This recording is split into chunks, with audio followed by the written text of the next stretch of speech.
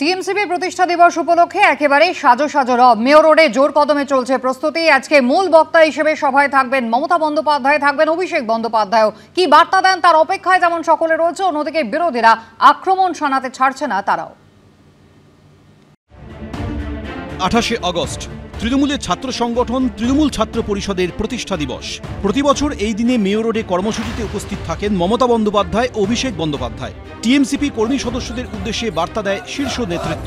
এবছর একদিকে 26 বিধানসভা ভোটের আগে শেষ 28 আগস্ট, তারপর এই দিনেই কলকাতা বিশ্ববিদ্যালয়ের পরীক্ষা নিয়ে অন্তর্বর্তী উপাচার্যের সঙ্গে বেনজির সংঘাত।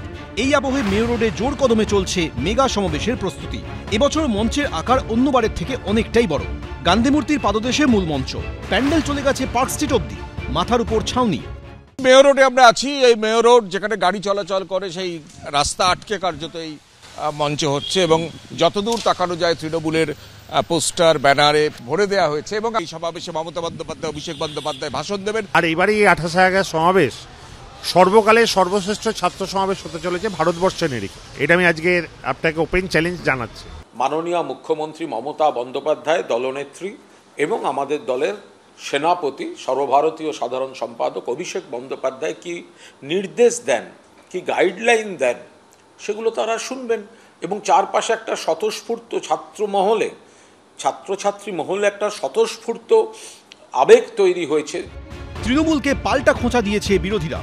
তৃণমূলের এই দুর্নীতি, এই রংবাজি, এই অত্যাচার, এই জুলুম, এই ধর্ষণ চলবে এবং সেটা যাতে চলে সেটাকে চিরস্থায়ী করার জন্য এই কলেজে কলেজে সন্ত্রাসের বাতাবরণ তৃণমূল কায়েম করবে। অপরাধীদের বিরুদ্ধে কোনো বার্তা দেবার মতো যোগ্যতা মুখ্যমন্ত্রী দেখাবেন? ছাত্রদের সমাবেশে গিয়ে কেন স্কুল কলেজ বন্ধ, কেন কলেজে ভর্তি 40% কম, এখনো শুরু হয়নি প্রক্রিয়া যা চলছে, কেন জয়েন্ট এন্ট্রান্স আজও পর্যন্ত ক্লাস শুরু হলো না? আমরা অপেক্ষায় থাকবো মুখ্যমন্ত্রী উত্তর দিন। বৃহস্পতিবার কলকাতা বিশ্ববিদ্যালয়ের 14টি বিষয়ের পরীক্ষা রয়েছে। সমাবেশের কারণে যাতে কোনো সমস্যা না হয় তার জন্য তৃণমূল ছাত্র পরিষদের তরফে হেল্পলাইন নম্বর চালু করা হয়েছে। নম্বরটি হল 8670413778।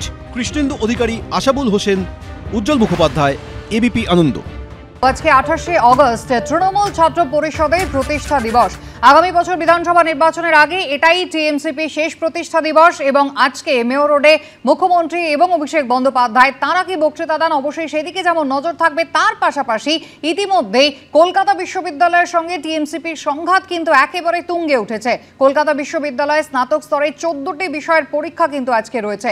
শাসক দলের ছাত্র সংগঠনের যাবতীয় চাপ সত্ত্বেও পরীক্ষার সিদ্ধান্তে অনড় রয়েছে বিশ্ববিদ্যালয় কর্তৃপক্ষ। বৃহস্পতিবারই কলকাতা বিশ্ববিদ্যালয়ে BA, BSc, BCom, BA, LLB চতুর্থ সেমিস্টারের পরীক্ষা।